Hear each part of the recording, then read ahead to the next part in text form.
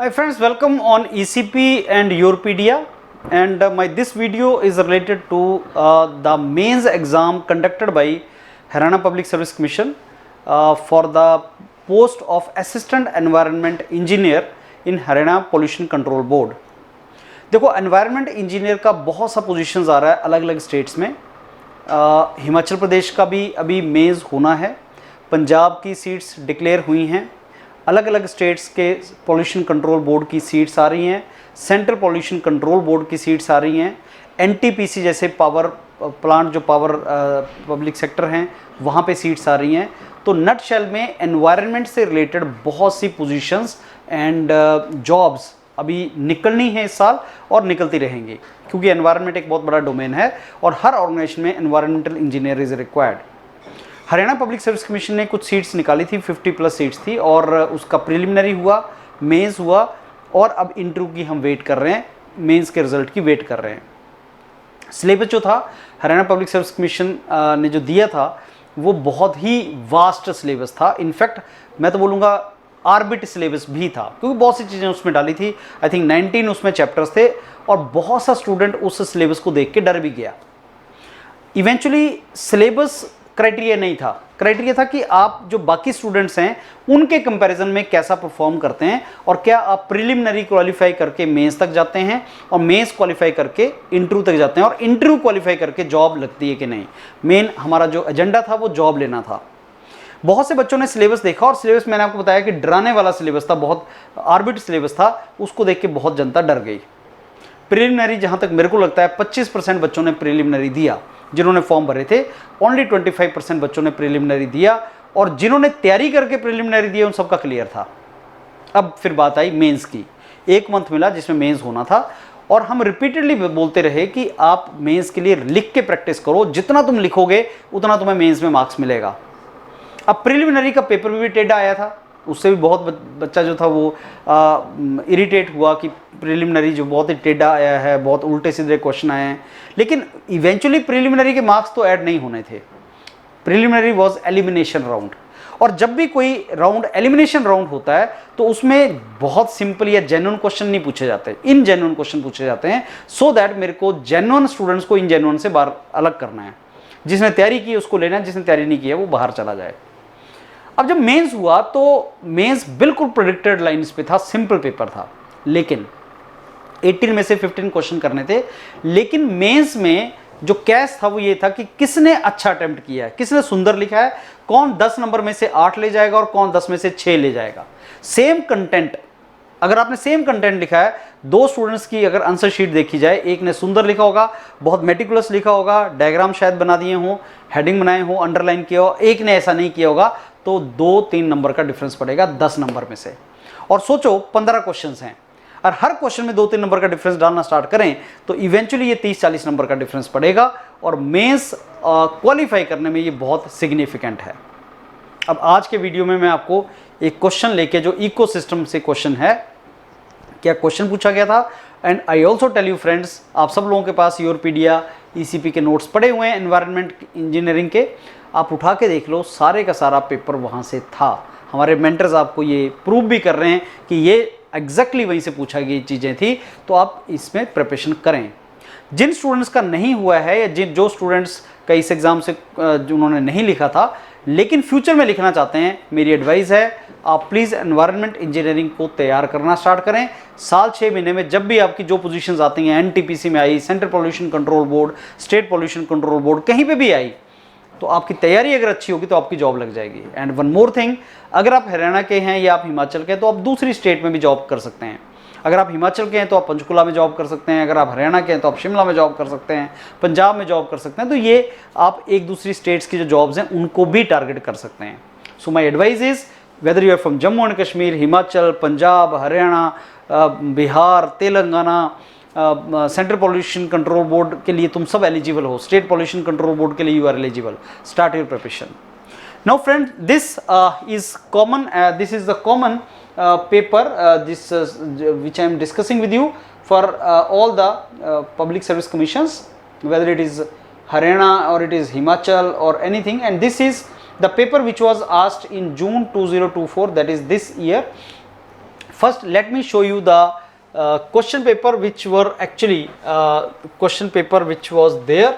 Let me show you that first, the kind of question paper. So there were 15 questions and 150 marks, and let me take you through this question paper first. So what do you mean by pathogen? So you see every question was divided into some parts. So this is a 10 marks question. अगर आप question पढ़ोगे what do you mean by pathogen, maybe definition of the pathogen.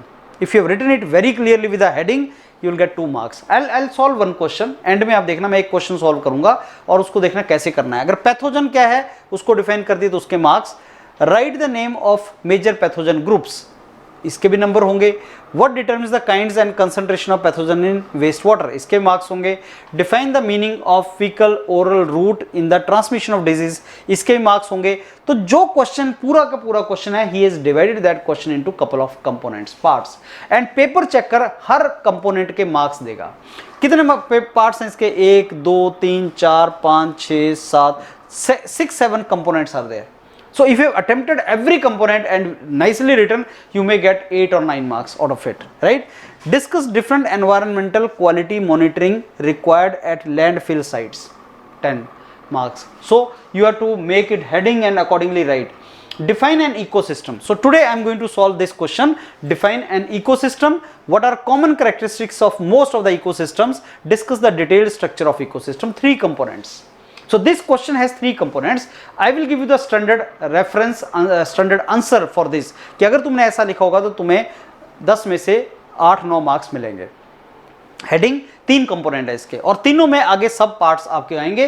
तो अगर आपने वैसा लिखा होगा, so question number 3 I am going to attempt today, that the way if you attempt the way I have written, जैसे मैंने attempt किया, अगर तुमने वैसा किया तो तुम्हें 8-9 नंबर उसमें से मिलेंगे.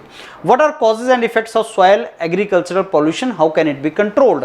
तो ये question number 4. Question number 5 is on diversity, biodiversity. I will be taking this next question on biodiversity. इसको मैं सॉल्व करूंगा, उसको आप देखना है, इसका वीडियो यहीं पे होगा. हैजार्डस वेस्ट क्या होते हैं उनके बारे में बताओ. Question number 7 is a numerical. मेरे को लगता है इसको प्रियंका मैडम ने न्यूमेरिकल को ऑलरेडी सॉल्व करके तुम्हें दे दिया है. वीडियो इसका मेरे ख्याल से पब्लिश हो चुका होगा. तो ये न्यूमेरिकल था और आई एम श्योर ये न्यूमेरिकल हमारे करवाए हुए उसमें से कंपोनेंट में से डायरेक्ट न्यूमेरिकल पूछा हुआ था. Similarly question number 8 laces theory में से था and I think Vikram sir ने इसको या जतिन सर ने इसको एग्जैक्टली करवाया था. हाइड्रोलिक जंप के ऊपर question, sluice gate discharge water के ऊपर न्यूमेरिकल. लीनियर प्रोग्रामिंग, मेरा तीसरा क्वेश्चन लीनियर प्रोग्रामिंग के ऊपर होगा. लीनियर प्रोग्रामिंग के पूरा का पूरा थ्योरेटिकल क्वेश्चन. बहुत सा स्टूडेंट डर रहा था सिंप्लेक्स टेबल से क्वेश्चन आ जाएगा, ग्राफिकल में से आ जाएगा, डुअलिटी में से आ जाएगा. कुछ नहीं, उन्होंने थ्योरेटिकल क्वेश्चन आपसे पूछा. मेरा 4th क्वेश्चन जो मैं सॉल्व करूंगा वो ये टाइम स्टडी के ऊपर होगा. एग्जैक्टली नोट्स में से time study, stop watch method, rating, standard time, fatigue के ऊपर क्वेश्चन पूछा गया था. क्वेश्चन नंबर 12 जो था वो वाटर एक्ट के ऊपर था, 1974 फीचर्स. क्वेश्चन नंबर 13 एक न्यूमेरिकल था, ये भी हमारे सिविल इंजीनियरिंग के मेंटर्स इसको सॉल्व करेंगे. Question number 14 environmental impact assessment, notification for development project, उसके ऊपर था. तो 5-5 नंबर में इसको डिवाइड किया गया था. सोलर थर्मल कलेक्टर के ऊपर क्वेश्चन नंबर 15 और मनीष सर ने इस क्वेश्चन का डिटेल सॉल्यूशन आपको ऑलरेडी प्रोवाइड कर दिया है, वो ऑलरेडी वीडियो अपलोड हो चुका है. Hazardous waste time bomb still ticking, ये क्वेश्चन नंबर 16 है और ये भी बेसिकली एक थ्योरेटिकल क्वेश्चन मोर और लेस. इसको भी आपका पार्ट्स में बांटा गया था.